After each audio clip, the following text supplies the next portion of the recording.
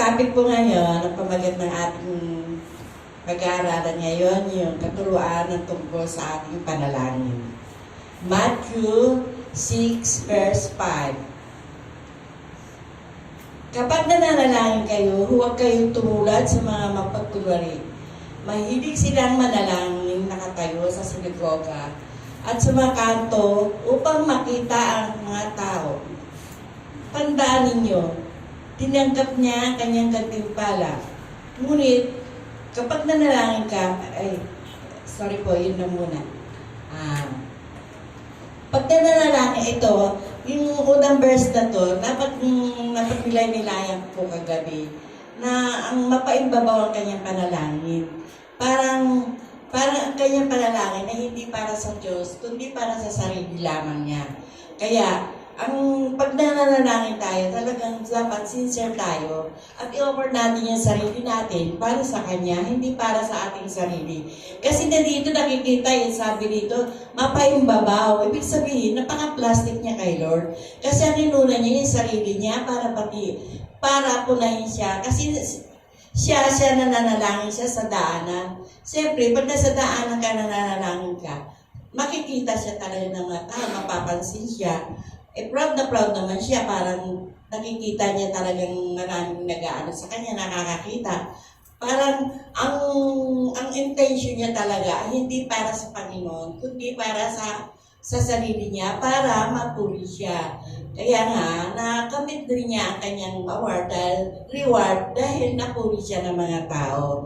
Ngunit sabi naman dito sa verse 6, ngunit, kapag nananalangin ka, pumasok ka sa iyong silid at isara mo ang pinto at saka manalangin sa iyong ama na ang iyong ama na hindi nakikita at ang iyong ama ay nakakakita sa ginagawa mo. Lihim siyang magbibigay sa iyo ng gantimpala. Yes, amen po. Pag nananalangin po tayo, talagang kailangan sincere tayo kay Lord kasi ang ating dinadalangin, i-address natin kay Lord kasi siya ang Diyos na makapangyarihan sa lahat. Na dapat ang trust natin sa Kanya, hindi sa ating sarili. Kasi pag may-trust tayo sa Kanya, lahat ng ating mga panalangin ay madidinig ng Diyos para mabigyan din tayo ng magandang award dito. Tapos, sa panalangin naman ninyo, huwag kayong gagamit sa maraming salitang walang kabuluhan. Gaya ng ginagawa ng mga hintil, akala niya ipapakinggan sila ng Diyos dahil sa haba ng kanilang sinasabi, huwag ninyo silang tularan. Alam na ninyo ng ating amang nasa langit, yun ang kailangan niya, ang kailangan natin bago sa inyo ito, hinihintay sa Kanya. Kaya, pag nananalangin tayo kay Lord, huwag na maraming sinasabi. Huwag tayong tumulad sa mga hintil. Kasi, ang mga hintil, pag nananalangin pala yun, napakarami at saka napakahaba. Kumbaga, wala nang kabuluhan yung mga sinasabi niya. Parang hindi na rin yung nakikinig sa kanila, parang hindi na rin nag-bless. Sa dami ng mga panalangin. Kaya kung mananalangin tayo, alam naman natin yung forma ng panalangin natin, yung acts. Diba? Adoration, contrition, thanksgiving, at supplication. Yun ang tama na yung dapat na panalangin natin. Sa susunod po, sa verse 9, ganito kayo manalangin. Ganito ang panalangin. Ama namin na sa langit, sambahin nawa ang inyong pangalan. Sino ba sa nasamba natin? Kundi si Jesus Christ, di ba? I-honor natin ang kanyang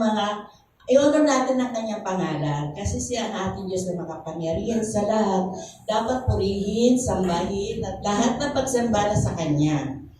Dumating nawa ang kanyang kaharian, kasunod ng kalooban dito sa lupa. Kung ano po ang kalooban niya, sundin natin dito sa lupa at para sa langit. Bigyan mo po kami ng pagkain sa araw-araw. Yes po. Dapat talaga magpasalamat tayo sa araw-araw ng pagpapalang na ibinigay sa atin ni Lord.